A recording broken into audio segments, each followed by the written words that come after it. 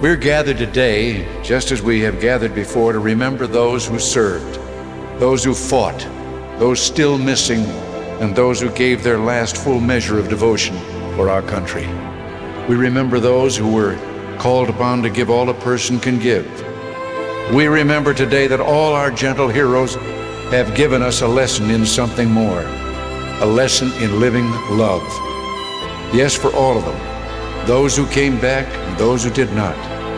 Their love for their families lives. Their love for their buddies on the battlefields and friends back home lives. Their love of their country lives. We see these brave men and women and know how much we owe them, how much they've given us, how much we can never fully repay. And not just as individuals, but as a nation, we say, we love you. Thank you all, and God bless you.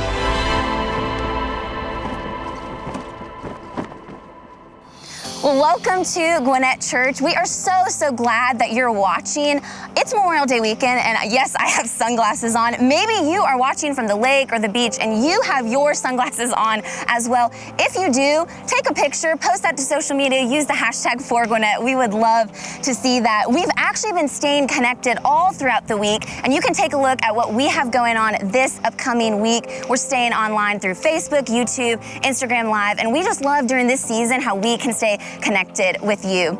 This morning, we are in for a treat. We're going to continue on with our series, Better For It, with our teaching pastor, Andy Stanley.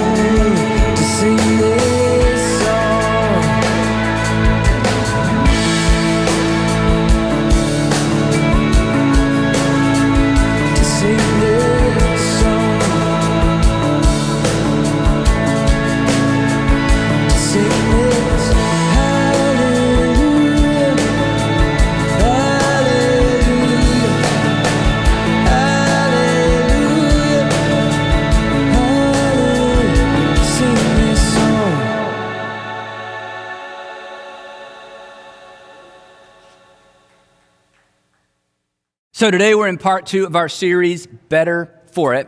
And the truth is we're all kind of ready to get back to normal, or maybe some version of normal, or a lot of people are referring to it as the new normal. But I think we would all agree that to get back to normal and not to have gained anything from all this pain would really be a shame. In fact, pain without gain is always a shame. So if we're wise, we will pause long enough to ask the question, what have we learned that we want to carry forward? Or to the point of our series, how can we be better for it? Specifically, and we asked this question last time we were together, what have we been doing? Think about this. What have we been doing? Or let's personalize it. What have you been doing? What have you been doing that almost led to your undoing? Or perhaps what were you doing that actually has led to your undoing, that you need to learn from and consequently make some better decisions in the future? Second question, again, we asked this last week, is what should we begin doing that we should have been doing all along? What should we begin doing that we should have been doing all along? Because again, it would be tragic to forget the lessons that we've learned, and it would certainly be tragic to lose the perspective that so many of us have gained. Now, last time we were together, we asked these questions in light of our finances. We asked the question, how can we be better for this financially? And I poked around a little bit, asked you some difficult questions. For some of you, it was a little bit offensive because you're right in the middle of a financial crisis, and here I am asking, hey, what decisions do you need to make to ensure this doesn't happen again? Or what financial decisions can you make to ensure that you're better for it next time? And it seems a little bit early, but as we talked about last week, it's not too early. Then we asked the question, how can we be better for this relationally? Because quarantining has caused some of us, or have allowed some of us, to learn some things about our family, our marriages, our friendships that, we've just neglected over time. So we asked the question, what have we learned relationally? How can we be better relationally? What have we learned that we can carry into the future? And then I asked, how can we be better for this personally? And we probed around a little bit as it relates to your faith. What are the questions you're asking maybe for the first time? Or what are the questions that you're asking for the first time in a long time? Now, today we're going to go in a little bit different direction. Today we're going to do a little bit deeper dive because, and you know this, simply wanting to be better for this, simply intending to be better for this means that nothing may happen as a result, because simply wanting, intending, and wishing doesn't require anything of us, and it won't bring about any change. For there to be actual change, you have to engage with the question, and specifically to be better for what we have just come through and to be better for what you are currently going through. You have to engage your superpower. That's right, your superpower. You have a superpower. And here's your superpower. It is that innate ability that empowers you right now to be better for actually anything that comes your way, or when you think about your past, it empowers you to be better for anything that has come your way or came your way. Now, you know this. We have no control over what life throws at us, right? Think about it. 6 months ago, social distancing was for people like me, introverts. 6 months ago, kids were throwing toilet paper into trees. 6 months ago, if your mama heard you'd missed church for 8 or 9 weeks, she would be convinced that you are going to hell, right? So much has changed. We didn't choose this pandemic, right? We didn't choose this parentheses in time. We didn't choose the pandemic. It actually chose us. But, and here's the point, it left us with choices. It left us with choices. And this is where your superpower comes in. This is where your superpower comes in. Your superpower, as we're going to discover, in fact, as we begin talking about this, it's going to remind some of you of your own history. Your superpower actually empowers you to turn bad things into good things. It empowers you to turn wrong things into right things. And it actually empowers you to thwart the evil intent of evil people. It has the power to reverse the course of your life. But your superpower and the ability that you have, that we all have, is easy to miss during times of crisis.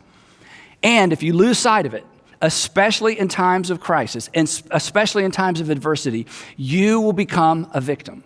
But if you engage your superpower, you will be better for it. And you will be better for it in every single major arena of life. Now, What is this superpower? It's so simple. Your superpower, my superpower, is our ability to respond, our respond ability, our ability to choose a response rather than simply react to circumstances. Your ability to choose a response rather than have it dictated to you by circumstances, rather than having it dictated to you because that's just what people do in those circumstances, rather than having it dictated to you because of what's been modeled for you. Reacting, you know this, reacting actually sets us up to become a reflection. Reacting to circumstances just sets us up to become a reflection of the things we despise. Reacting just sets us up to become a reflection of the people that we don't respect. And to react, and maybe this is the most difficult part, or maybe this is the most heartbreaking part, to simply react to circumstances causes us to relinquish our power and to relinquish our destiny and certainly to relinquish and give up on our legacy. But the right response, a thoughtful response, if you're a Christian, a faith-filled response has the power to redeem pain and suffering. As I said earlier, it actually has the power, we're going to see this in the story today, to actually reverse the course of a life. Your superpower is why you can be better for it regardless of what it is. Now, I know that's a big promise. Now, not only is it a big promise, the reason we miss the promise is because there's a little bit of a catch. There's a reason we miss this, and here's why. The response that has the potential to reverse the natural course of things isn't natural. The response that has the potential to reverse the natural course of things isn't natural. The catalytic response, the response that has the power to turn things around in a life, or as we're going to see today, in a family or even a nation, the response that has the potential to turn things around is not the intuitive response. And this is why we miss it. And to be honest, this is why we're talking about it. But here's what I don't want you to miss. This is the life that you have been invited into. This is the life you've been invited into, whether you're a person of faith or not. But if you are a person of faith, if you are a Jesus follower, this is certainly the life that you have been invited into. The life where you choose your response, as opposed to simply reacting to the circumstances around you the way that everybody else acts, the way that your family reacts, and the way that you are expected to react. Now think about this. The history of our faith, especially if you're a Christian, the history of our faith is actually populated by men and women who responded to hardship in the most unexpected, unnatural, really, to use that word again, catalytic ways. They made catalytic decisions. And think about this. At the epicenter of our faith, if you're a Christian, at the epicenter of our faith stands a man who, think about it, who surrendered to his enemies, who chose not to defend himself at his trial, and chose not to save himself, and as a result, saved others. He saved you, saved me.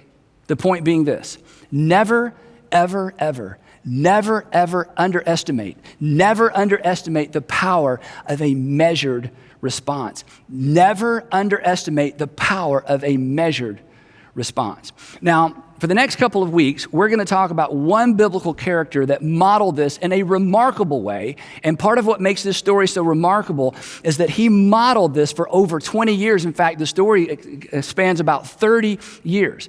And the conclusion of the story actually illustrates the sanity-preserving, course-reversing power of a measured response. And as soon as I read the end of the story, because we're going to begin at the end, as soon as I read the end, most of you are going to know the entire story. So I want to ask you to do me and to do you a favor.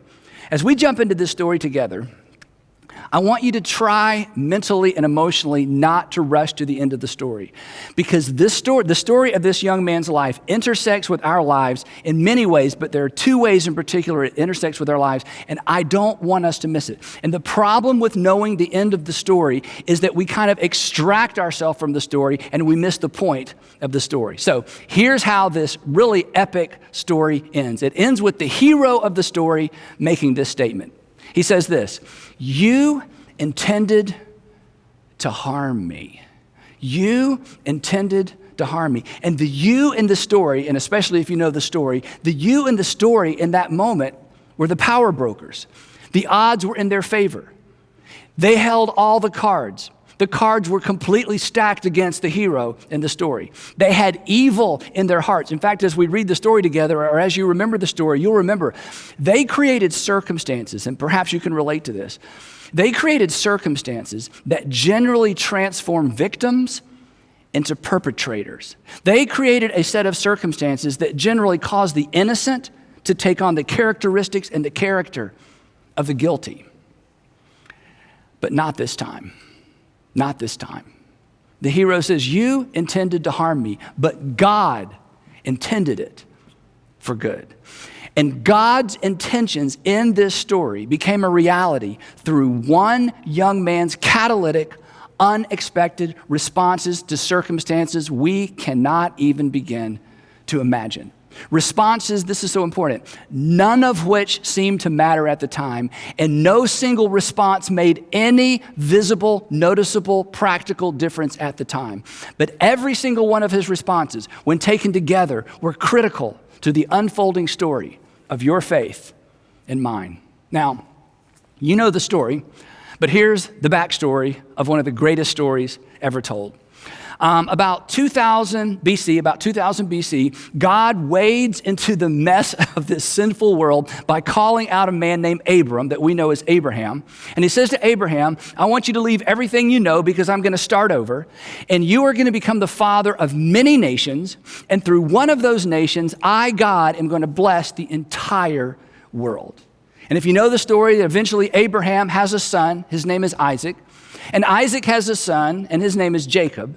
And Jacob has 12 sons, which would eventually become the 12 tribes of Israel, the nation of Israel. But this entire enterprise would dangle by the thread. This is amazing. This entire enterprise would dangle by the thread of a series of catalytic responses by one of Jacob's sons. And of course, his name is Joseph.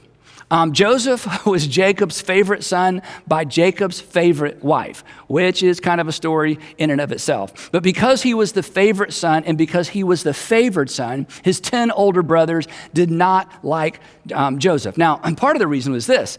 From time to time, Jacob sort of protected Joseph from the brothers, but from time to time, he would send Joseph out to check on his brothers to see how they were doing. And from time to time, he would come back with a not so favorable report.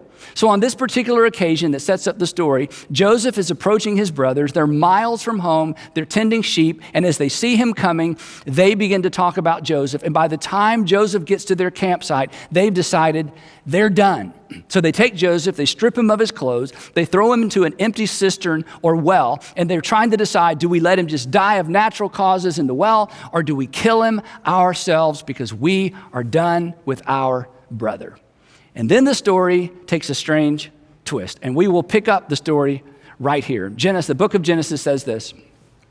Judah said to his brothers, Judah was the leader. He wasn't the oldest brother, but he was the leader. Judah said to his brothers, what will we gain? What will we gain if we just kill Joseph and cover up his blood?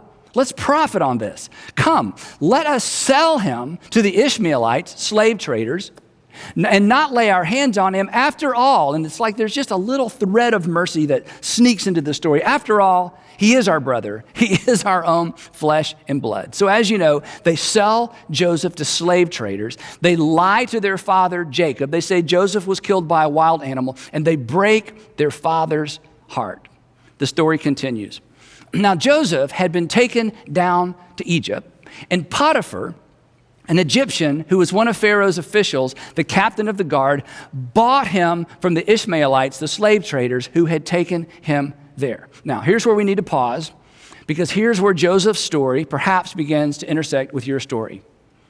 Nobody is looking for Joseph. Nobody is looking for him, and worse, nobody is looking out for him. And perhaps that's how you feel right now. Nobody's looking for you. Nobody's looking out for you, or so it would seem. And this is where Joseph's story takes a hard right turn. Then the surprise. Now the Lord, the text tells us, the Lord was with Joseph. Again, we need to pause because This creates a problem for some versions of faith. This creates a problem with some versions of Christianity. In fact, this may be the reason you left faith. This may be the reason you left your Christian faith specifically, because of suffering in the world. Maybe not even just suffering in the world, maybe suffering in your family, maybe your own suffering. And you just could not reconcile, and I get it, you could not reconcile the idea of a good, loving God with pain and suffering in the world, or maybe pain and suffering in your world. Because the way that we think is simply this, that if the Lord was with Joseph, Joseph would not have been sold into slavery. If the Lord was with Joseph, his brothers wouldn't have thrown him in a pit. If the Lord was actually with Joseph, the Lord would have protected him from his brothers and from the slave traders, right? Because that's how we think. Because after all, this is the assumption. When God is with you, right? When God is with you, things work out for you. When God is with you, things work out for you. Now, if you were raised with this kind of view of God, if you were raised in a faith tradition that supported this idea, here's what you need to know. Christians have never, ever believed that. If you left faith because you could not reconcile a good God with evil in the world, perhaps you abandoned faith or left faith unnecessarily. Or I could say it this way. If you quit believing in a good God that never allowed bad things to happen to good people, congratulations. You quit believing in a God that does not exist. But that is not the God of the Christian scriptures. It is certainly not the God of the New Testament. Over and over again, we find men and women who face extraordinary adversity and discover that God was with them in it, and God was with them through it. So, back to the story. The Lord is with Joseph, but luck is not with Joseph. Prosperity is not with Joseph. Justice is not with Joseph. And fairness is certainly not with Joseph. But Joseph was like you, like me. He had a superpower. He had the ability to respond rather than react. And Joseph chose to respond as if God was in fact with him. The story continues. The Lord was with Joseph so that he prospered, but don't read too much into this because he didn't prosper personally. When his master, Potiphar, saw that the Lord was with him and that the Lord gave him success in everything he did, which means Potiphar noticed that everything Joseph touched worked out, that everything Joseph touched, maybe an exaggeration, kind of turned to gold. And the reason everything Joseph touched worked out is because he did everything he could.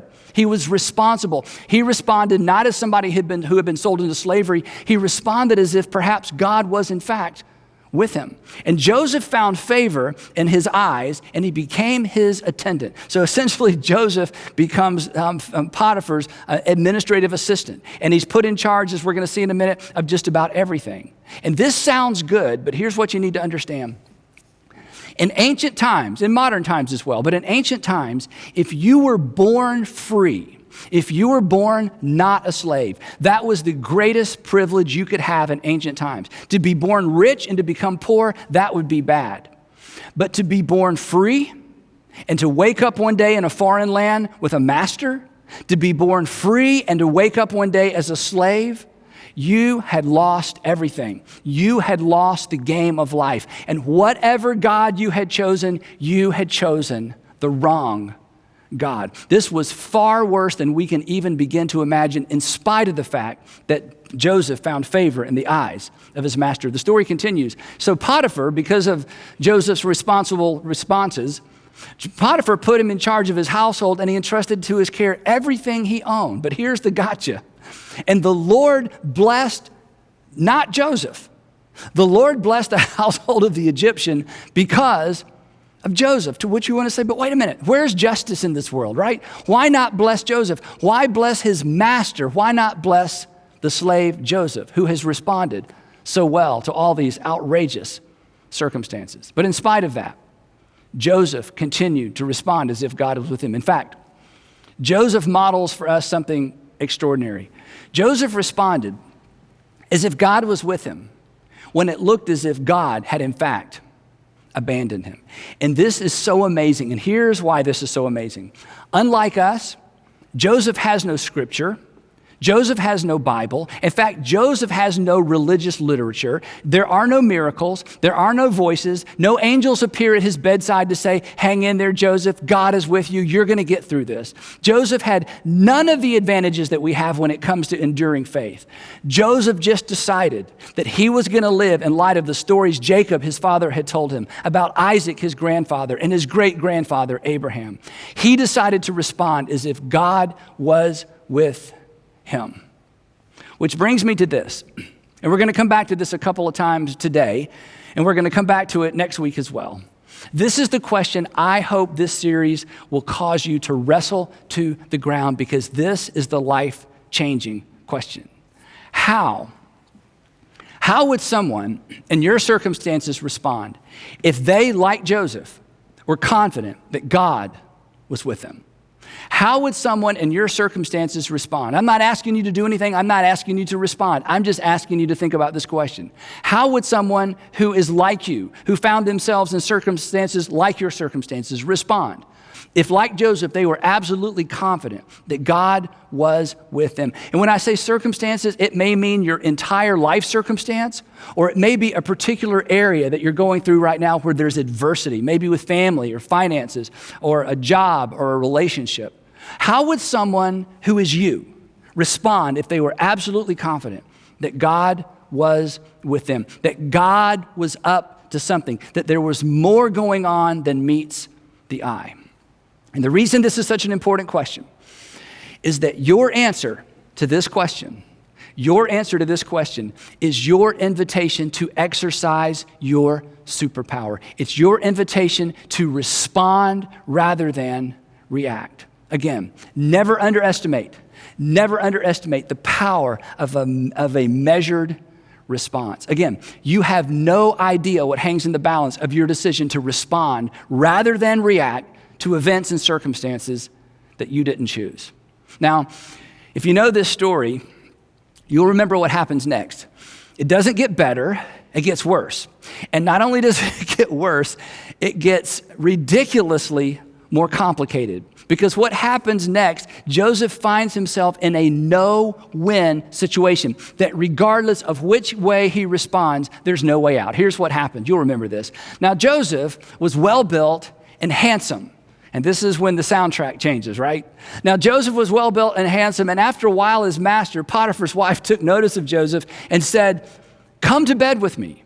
Now, understand, this was not seduction. This was an order. This was not a request. This was a command. Joseph belongs to her. He is her property. And now he's in a no-win situation. If he rejects the request of his master, he'll be punished. If he says yes and Potiphar finds out, he'll be punished. All of this responding well, all of this responding in such a way as to set him up to be blessed by God clearly was a waste of time. It wasn't working. And now Joseph certainly begins to feel the way we do when we've done everything we know to do right and nothing seems to work out right.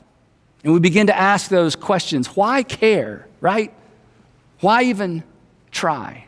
In Joseph's case, there is no potential for a happy ending. Not only will he not be better for it, he knows he will probably be dead for it.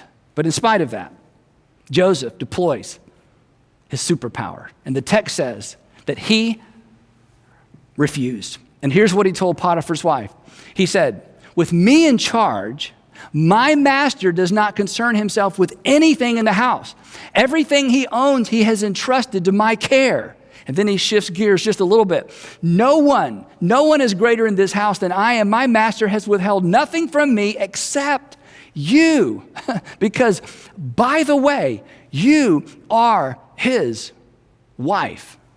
But then the shocking, unexpected, who does that part of his response. Listen to this. And he says, "How could I do such a wicked thing and sin against God?" How could I do such a wicked thing and sin against God? Wait, Joseph. We talking about the same God? The God that's responsible for your oh so impressive resume. Joseph, let's just review your resume real quick. Joseph Jacobson, kidnapped once, sold twice. This is the God you're going to remain faithful to. The God who hasn't done anything good for you lately, that God. Potiphar's wife is relentless. She comes back to him time after time. Finally, not only does he resist, he refuses to even be in the room with her. And eventually she's offended. And eventually she's shamed. And she accuses Joseph of doing the very thing he refused to do. She accuses him of trying to rape her. When Potiphar finds out, he has no choice but to throw Joseph in prison. Here's what the text says. Joseph's master, Potiphar, took him after his wife's accusation and put him in prison, the place where the king's prisoners were confined. Now think about this. I know your circumstances are tough, or maybe you're facing some really tough circumstances, but let me just put Joseph's circumstances in context for a minute. Now Joseph will pay for the crime he avoided because he avoided it. Think about that. Now he's going to pay for the very crime he avoided. And why is he paying for it? Because he did the right thing, because he avoided it. And now he has to update his resume, and it looks like this. Joseph Jacobson, kidnapped once, sold twice, framed, in prison. The point being that bad things have been happening to good people for a very long time, even people that God is with. Now, we're going to pick up the storyline right there next time, so please don't miss next time. But in the meantime, here's what I want you to do. In fact, here's what I want all of us to do. I want us to all wrestle with this question. On the surface, it's a bit of a terrifying question, but ultimately, it's a liberating question. And our question is the question I've already asked. How? How would someone in my circumstances respond? I know how other people react to these circumstances. I know what's modeled for me. I know what's expected of me. But how would someone like Joseph, how would someone respond in my circumstances if they were confident, if they were sure that God was with them, that God is up to something, that there's something that God is up to that hinges on my response, that hinges on my decision not to react, but to respond as if God is with me. Again, your answer to this question is an invitation. Your answer to this question is your invitation to exercise in that area of life your superpower, your respond ability. And I'm confident of this even though I don't know your story. Your willingness to respond rather than react is your best play. It is your best way forward. It is the way that lays the groundwork for God to do something unusual in your life, in your current circumstances. And if you'll act on this question, you will emerge better for it, and you will not emerge bitter for it. Again, never underestimate, no matter what you're going through, never underestimate the power of a measured, faith-filled response. You know this, we're no better than our responses, but Joseph's story illustrates the fact that we can be better because of our responses. So when it comes to the current circumstances that we're all facing, or when it comes to the circumstances that are individual for you, let's not simply get through this. Let's be better for it. Let's respond in a way that makes us better for it and answer the question, how? How would someone in your circumstances respond if they were confident that God was with them, that there's more to your story than meets the eye, that your circumstances, your current circumstances are a chapter in your story. They're not the entire story. How would someone in your circumstances respond if, like Joseph, they were confident that God was with them? So bottom line is this: you have a superpower. Use it. And if you do, you'll be better for it. The people around you will be better for it. And who knows, perhaps the world will be better for it as well. Again, we'll pick up the storyline right there. Don't miss part 3 of Better For It. Now, as always, I'd love for you to wrestle some of this to the ground in your group or maybe throughout the week. So I have 3 questions for you, and here they are. Question number 1. Did you grow up assuming that if God is with you, things will go well for you? I think a lot of us grew up this way. Did you grow up with that kind of teaching, either in a religious context or maybe in just sort of general theistic worldview? Number 2, who do you respect most and why? And this is a really important question that sets us up for where we're going next week. Who do you respect most and why? Does it have anything to do with their response to adversity? I want you to think about that and talk about that. And number 3, is there anything you would do differently if you were confident God was with you? Is there anything that you would do differently right now or begin doing differently right now if you were confident that God was with you? These questions will be on all of our social media, or you can take a screenshot, but make sure you find them, make sure you spend a few minutes with them, and then again, make sure you're here next week for the conclusion of Better For It. And now, back to your host. Well, thanks again for watching us. We hope you have a really safe and fun Memorial Day weekend.